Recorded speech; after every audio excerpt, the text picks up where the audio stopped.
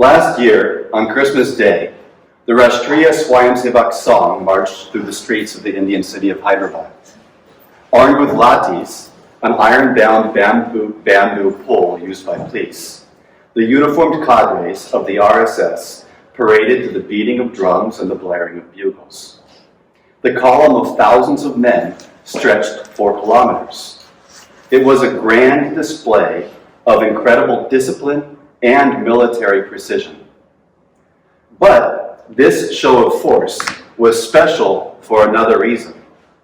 All other rallies were banned. Hyderabad is 30% Muslim, more than twice the national average. It has been a stronghold for rallies against the newly passed Citizenship Amendment Act and the proposed National Register of Citizens. Yet, seeking to quash dissent, the government had specifically prohibited public assemblies. The only exception made was for the Hindu nationalist paramilitary, the RSS. The RSS is uniformed, armed, and all male. Women are only allowed in the separate women's wing. That's how the paramilitary is structured, with countless special purpose subsidiary organizations springing from the mother organization, the RSS, that gave them birth. The most important of these subsidiaries are the ABVP, the student wing, the VHP, the religious wing, the BJP, the political wing, and the Bajrang Dal, the youth wing of the VHP. Operating under the umbrella term Sangh Parivar, all of these groups, aside from their origins in the RSS, have one thing in common: Hindutva. The U.S. Commission on International Religious Freedom calls Hindutva an ideology which holds non-Hindus as foreign to India. Amnesty International says Hindutva is the political ideology of an exclusively Hindu nation. An exclusively Hindu nation is exactly what current Supreme Leader of the RSS, Mohan Bhagwat, insists that India is and should be. Last year was one of the many times that Bhagwat said this. Speaking at an event celebrating the RSS's founding, he declared, "The vision and proclamation of the song regarding the identity of the nation, social identity of all of us, and the identity of the country's nature are clear, well thought of, and firm that India is Hindustan, a Hindu nation." He also said, "I was the RSS chief in 2009 as well, but not so many people were here to listen to me. Today, there are more people because of the growth of the RSS in various sectors. Indeed, the RSS in India has grown, or rather metastasized. Today, I would say that the RSS operates within India as a state within a state. It is essentially a shadow government. However, celebrated novelist Arundhati Roy disagrees with me. No longer a shadow state or a parallel state, it is the state, she recently said. Day by day, we see examples of its control over the media, the police, the intelligence agencies. Worryingly, it appears to exercise considerable influence over the armed forces, too. It has taken decades of quiet, hard work for the RSS to achieve this level of social and political control. For a long time, the paramilitary was busy laboring at the state level. In 2002, for instance, Roy reported how the police, the administration, and the political cadres at every level were systematically penetrated in Gujarat, the state of Gujarat. That, of course, is where Modi first cut his teeth as a BJP politician. It's also where the RSS conducted its first pogrom of the 21st century, which the former leader of the VHP called a successful experiment which will be repeated all over the country. The traditional muscle power of the BJP has always been the RSS, said a former US ambassador to India. Its role is much broader than that, however. Today, the RSS does not just provide boots on the ground to help win elections, it pulls the strings of the party's elected officials. The BJP and the RSS regularly hold joint summits, sometimes spanning several days, to discuss campaign strategies and policy issues. In 2014, 41 members of the central government's cities, in 2014, 41 members of the central government's 66-person cabinet had an RSS background. In 2017, when Modi reshuffled the cabinet, the BJP first held a crucial coordination meeting with the RSS. And today, 38 out of 53 ministers in the cabinet, or 75%, hail from the RSS. That includes the infamous duo of Prime Minister Modi and Home Minister Amit Shah. The two met in 1982 when Modi was 31 and Shah was 17. They became inseparable partners and rose to power through the labors of the RSS. Shah now acts as Modi's lieutenant and is probably his successor. Other RSS members in the cabinet include Defense Minister Rajnath Singh, Transportation Minister Nitin Gadkari, Human Resource Development Minister Ramesh Pokhriyal, who is in charge of education, and Ravi Shankar Prasad, who is not on here, but who is Minister of both Communications as well as Law and Justice in the country. Technically, the RSS today teaches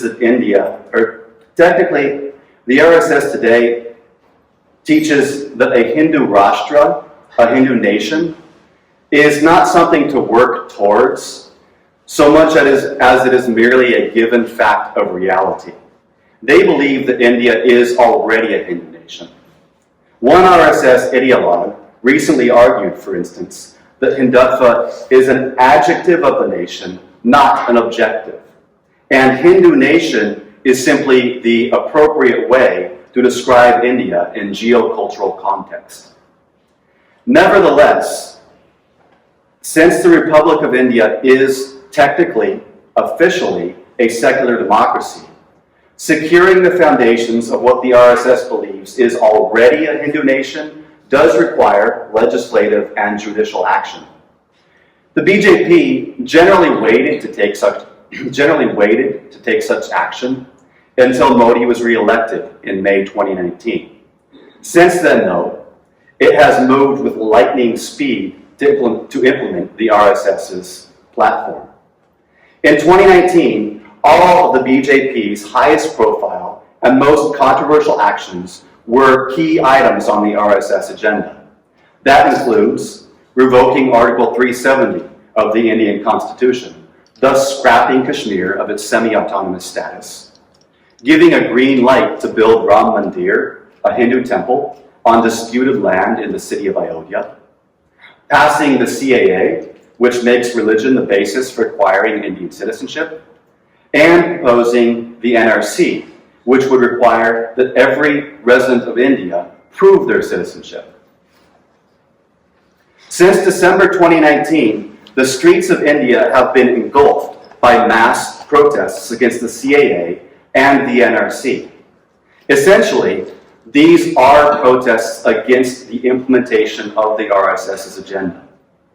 Protesters are being viciously suppressed. There are reports of military-style crackdowns in Muslim neighborhoods, with police opening fire on civilians, beating children, barging into homes, and vandalizing property. Police are brutalizing protesters. In some cases, they're even thrashing men and women in the groin, and are even accused of using chemical weapons. Nearly 30 people have died and hundreds have been injured. Yet the protests continue.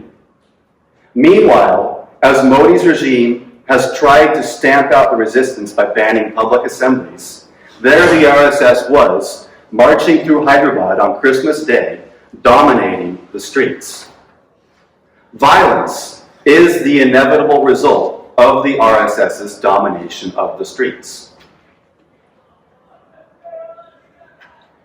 And Over the past few decades, the international community has increasingly acknowledged this. The UN has warned about the militants of Hindu extremists who are attracted to ultranationalism and engage in political exploitation of religion.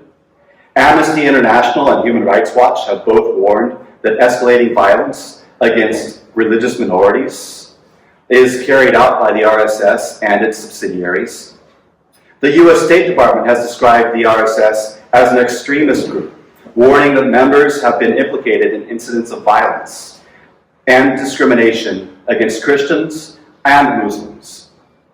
The violence in which the RSS and the Hindu nationalist movement it has cultivated is implicated. It includes assassinations, terrorist bombings, and even pogroms against Christians, Muslims, and anyone who stands up against its xenophobic agenda. In 2017, for example, Gauri Lankesh was cut down by the bullets of a Hindu nationalist assassin who was later arrested, gave a confession, and was linked to the murder of two other anti-RSS intellectuals. As someone known for calling the RSS a multi-hooded poisonous snake, Lankesh anticipated the risk of assassination. A year before her death, she said, "We are living in such times that Modi devotees and the Hindutva brigade welcome the killings and celebrate the deaths of those who oppose their ideology, their political party, and their supreme leader, Narendra Modi. Let me assure you, they are keen to somehow shut me up too." Terrorist bombings also figure into the RSS's portfolio of violence. From 2006 to 2008, for instance, a wave of bombings hit Muslim targets throughout India. Hundreds died in the states of Haryana, Maharashtra, Rajasthan, and Telangana. One of the worst incidents was the bombing of the Samjhauta Express, the friendship train running between Pakistan and India. 70 people died. The investigation into the attacks implicated, among others, a full-time RSS worker named Swami Asimanand. In his confession, Asimanand claimed that the violence was directly sanctioned by RSS chief Mohan Bhagwat.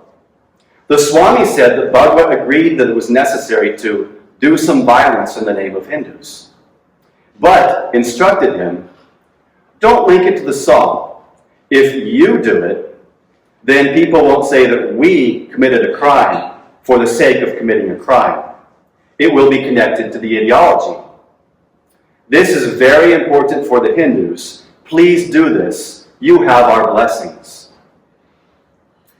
Anti-minority pogroms are one of the RSS's most tried and trusted tactics. In fact, it is linked to over a dozen such massacres. In 1947, the RSS had penetrated every major area of the subcontinent and boasted up to 500,000 members.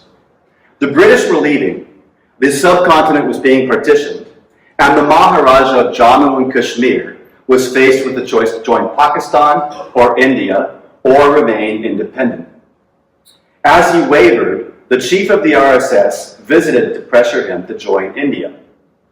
His visit followed the launch of a state-sanctioned pogrom, in which the Maharaja's troops joined hands with the RSS to slaughter the Muslims of Jammu. By the end, the total number of dead was catastrophically high. Lowball estimates placed the death toll at 20,000. In 1948, though, the Times of London claimed that 237,000 Muslims were systematically exterminated. In 1969, Gujarat experienced the worst communal riots the country had seen since partition. A few months after the RSS held a 3-day rally in Gujarat, where its chief pleaded for a Hindu nation, sword-wielding mobs of people from the RSS and other Hindu nationalist groups attacked Muslims throughout the state. Officially, over 400 died. Unofficially, the death toll ran as high as 2,000. This was followed by a series of massacres in the 1980s. From 1980 to 1989, riots in Bihar, Gujarat, Maharashtra, and Uttar Pradesh left thousands of people dead, thousands of Muslims dead. The RSS persistently protested its innocence, but witnesses and investigations all implicated the paramilitary. Finally, however, the RSS played its hand openly. The Babri Mosque had stood in the city of Ayodhya in Uttar Pradesh since the early 1500s. In the mid-1980s, however, the VHP launched a campaign to reclaim the ground on which the mosque stood, alleging that it is the location where the Hindu deity Ram was born. Soon, the BJP officially joined the campaign, with party president L.K. Advani leading the charge. In December 1992, hundreds of thousands rallied around the mosque to listen to speeches by Advani and other BJP leaders. Sparked by their fiery rhetoric, the mob surged forward and began demolishing the mosque. Then came the pogroms. Anti-Muslim violence spread throughout northern India and lasted into the new year. The death toll was up to 3,000. In response, the Indian government briefly banned the RSS, the VHP, and the Bajrang Dal. By 1998, however, the BJP rose to national power, for the first time with Advani, the man responsible for this destruction, as Deputy Prime Minister.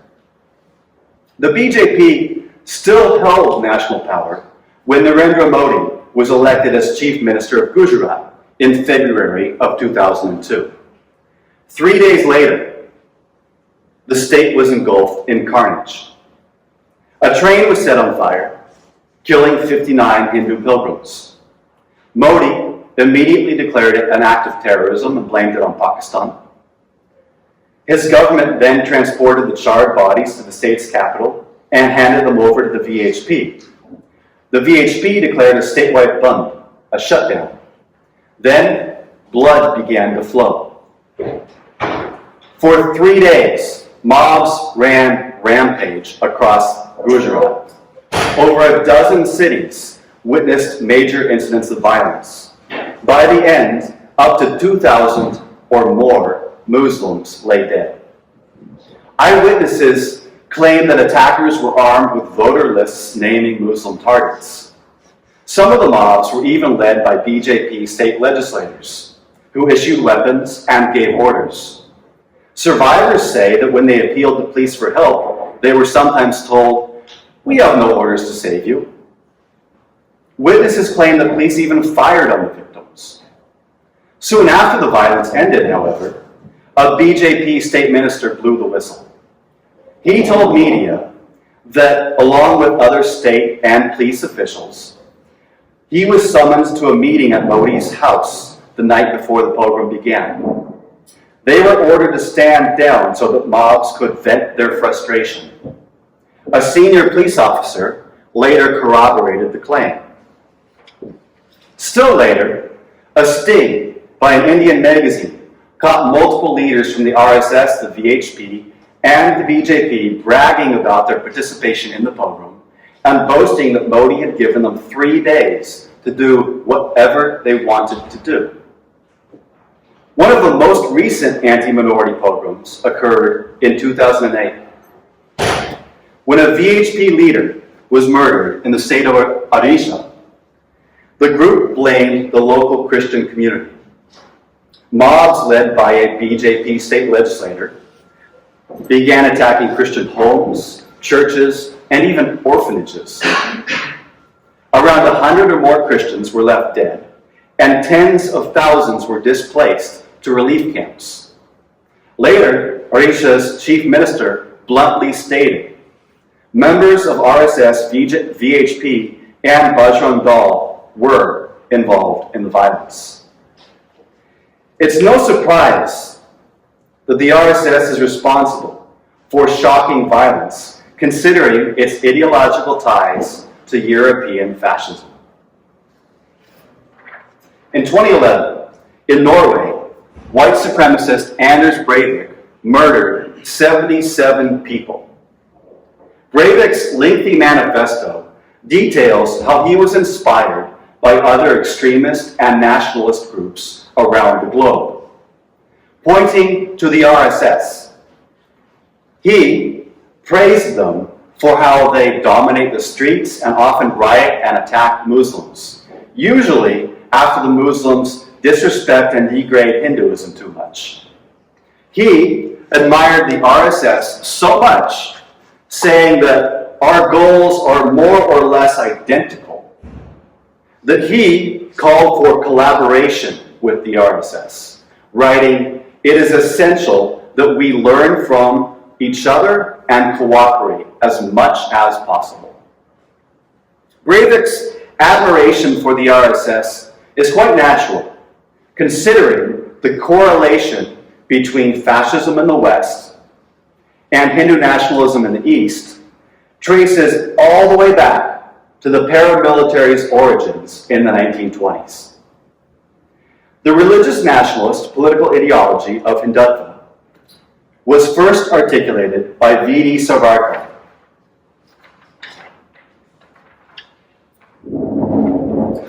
V.D. Savarkar, whose brother was one of 5 people who co-founded the RSS.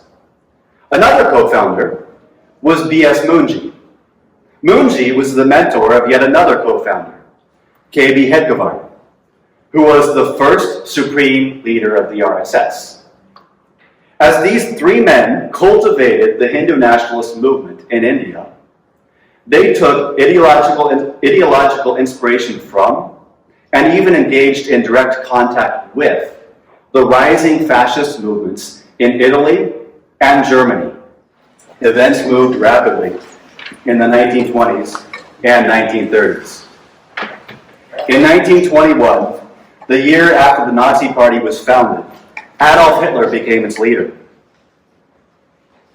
That same year, in Italy, Benito Mussolini founded the National Fascist Party. In 1922, Mussolini led a largely successful coup in Rome. The following year, Hitler led an unsuccessful coup in Munich, was sent to prison, and began writing Mein Kampf. That same year, Savarkar published his manifesto, Hindutva, in which he was determined to redefine Hindus not as a religious community, but as an ethno-nationalist one, as a Hindu race. Calling for the Indian subcontinent to be turned into an ethno-state of Hindus, for Hindus, and only for Hindus. He laid out a vision for unifying the Hindu race. India must never lose the strength born of national and racial cohesion, he wrote. The Hindu people must be fused and welded into an indivisible whole till our race gets consolidated and strong, sharp as steel. Insisting that common blood is the essence of nationality, he wrote, "We Hindus are all one and a nation because chiefly of our common blood." 2 years later, in 1925, Hitler published Mein Kampf, in which he declared, "What makes a people, or to be more correct, a race, is not language, but blood. Common blood belongs in a common Reich." Obsessed with protecting Germany's national and racial cohesion, he set out to fuse and weld the German people into an indivisible whole. That year, Hitler founded the SS to help keep Germany a nation of Germans. Meanwhile, in India, Hedgewar and his cohorts founded the RSS. Insisting that the subcontinent should be called Hindustan, Hedgewar claimed that the Hindu culture is the life breath of Hindustan, but warned that it was necessary to organize the entire Hindu race, the entire Hindu society, to save the Hindu race from onslaughts by outsiders. Claiming that India is a nation of Hindu people, he compared it to a Germany of Germans. Subsequently, in 1931, Hedgevar's mentor, Munji, traveled to Italy to tour Italy's fascist institutions. After meeting with Mussolini, Munji applauded the idea of fascism for bringing out the conception of unity amongst people. He praised the dictator's fascist youth organizations for producing the military regeneration of Italy. He concluded that India, and particularly Hindu India, needs some such institutions for the military regeneration of the Hindus. He noted that our institution of the RSS under Hedgevar is of this kind, and pledged to spend the rest of his life developing and extending it. Upon returning to India, Munji argued that Hindu nationalist leaders there should imitate the youth movement of Germany and the fascist organizations of Italy, stating they are eminently suited for introduction in India, adapting them to suit the special conditions. 2 years later, in 1933, the Nazis came to power in Germany, Hitler was made dictator, and the first concentration camp was constructed. Meanwhile, in India, a British intelligence report warned that the RSS, the Sangh, hopes to be in future India what the Fascisti are in Italy and the Nazis are in Germany. Munji's remarks continued to reinforce that conclusion.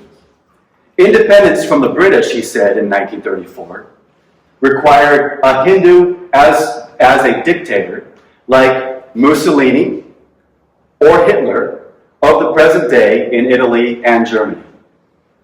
The following year, in Germany, Hitler's dictatorship adopted the Nuremberg laws, which required citizens to possess German blood and stripped Jews and others of citizenship. The political persecution of the Jews quickly shifted to physical violence. In 1938, the first Nazi pogrom against the Jews, known as Kristallnacht, or Night of Broken Glass, left nearly 100 dead as tens of thousands of Jews were shipped away to concentration camps. Yet, as the Nazis laid the foundations for the Holocaust, Savarkar looked to them as a model that justified his concept of a Hindu nation. A nation is formed by a majority living therein, he said less than a month before Kristallnacht. What did the Jews do in Germany? They, being in a minority, were driven out. He further claimed that Indian Muslims, like German Jews, were unlikely to assimilate into national life because they allegedly identified themselves and their interests more with Muslims outside India than Hindus who live next door. He concluded, if we Hindus in India grow stronger, in time these Muslims will have to play the part of German Jews. In March 1939, Savarkar expanded upon his admiration for Hitler's regime when his political party offered a lengthy statement in which they proclaimed, in part, Germany's solemn idea, and keep in mind, this is Savarkar's political party speaking, Germany's solemn idea of the revival of the Aryan culture, the glorification of the swastika, her patronage of Vedic learning, and the ardent championship of the tradition of Indo-Germanic civilization are welcomed by the religious and sensible Hindus of India with a jubilant hope. Germany's crusade against the enemies of Aryan culture will bring all Aryan nations of the world to their senses and awaken the Indian Hindus for the restoration of their lost glory. 7 months later, just weeks after World War II began with the Nazi invasion of Poland, Munji complained that the Muslims are making themselves a nuisance and claimed that we shall have to fight them. For that purpose, he suggested, the RSS may be useful and handy. Before RSS chief Hedgavar died in 1940, he selected M.S. Golvarkar as his successor. Today, Golvarkar is revered as the guru of the RSS. In the words of Narendra Modi, till the end of his life, from 1940 to 1973, traveling all over India, constantly, Guruji threw himself into his work of expanding the RSS. Golvarkar's ideological influence had already begun in 1939 when, as he was appointed second in command of the RSS, he published the first systematic statement of RSS ideology. Like the other founding fathers of the Hindu nationalist movement, the guru of the RSS explicitly praised the European fascist movements. Denouncing Judaism as an intolerant faith, he wrote, to keep up the purity of the race and its culture, Germany shocked the world by her purging the country of the Semitic races, the Jews. Race pride at its highest has been manifested here. He concluded that Germany had set a good example he concluded that Germany had set a good example by showing how it was supposedly impossible for different races and cultures to be assimilated into one united whole. Thus, he proclaimed that the Nazi policy towards the Jews was a good lesson for us in Hindustan to learn and profit by. He believed that European fascists had demonstrated the right to define nationality by race. He extolled Mussolini's Italy for awakening the old Roman race consciousness of conquering.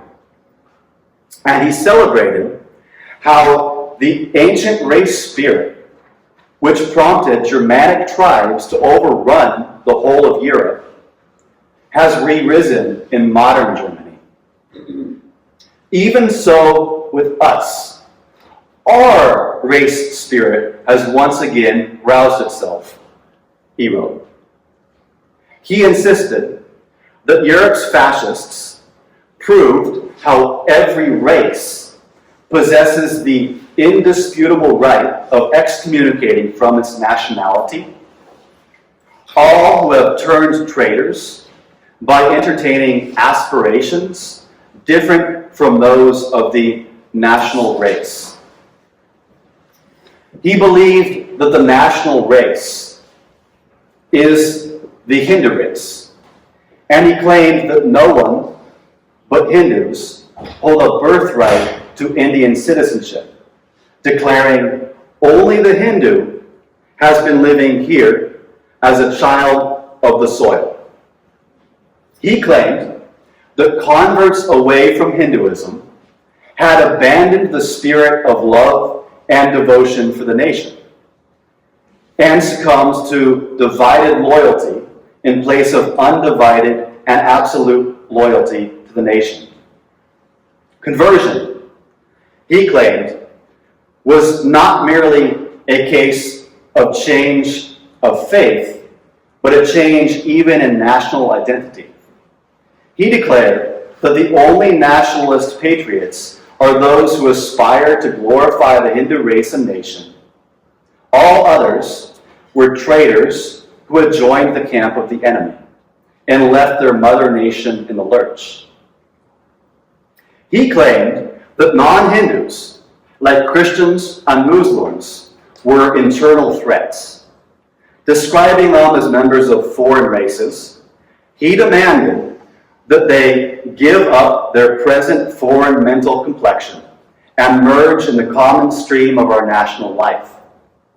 Claiming that they should be stripped of citizenship if they refused to be fused into the Hindu way of life, he wrote, "The foreign races in Hindustan must either adopt the Hindu culture and language, must learn to respect and hold in reverence Hindu religion, must entertain no ideas but those of the glorification of the Hindu race and culture, and must lose their separate existence to merge into the Hindu race, or may stay in the country, wholly subordinated to the Hindu nation, claiming nothing, deserving no privileges, far less any preferential treatment, not even citizens' rights."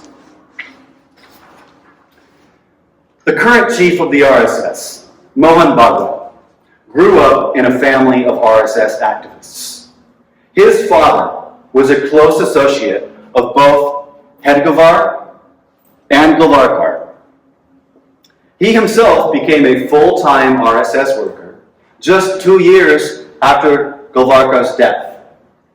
In other words, there is a direct historical overlap linking the current RSS chief to the guru of the RSS. In today's information age, however, the RSS is much more cautious about how it publicly articulates its ideology. Gone are the days when its ideologues openly praised European fascists or overtly called non-Hindus traitors and members of foreign races who must be stripped of citizens' rights. Greater awareness and concern for its international image has made the Nazi-inspired paramilitary far more prudent in its public rhetoric. Yet, when Bhagwat speaks to mass RSS rallies, he invariably does so while standing before a huge garlanded photo of Golwalkar. Modi, meanwhile, names Golwalkar as one of his primary inspirations, calling him a gem and a very great man who is his guru worthy of worship.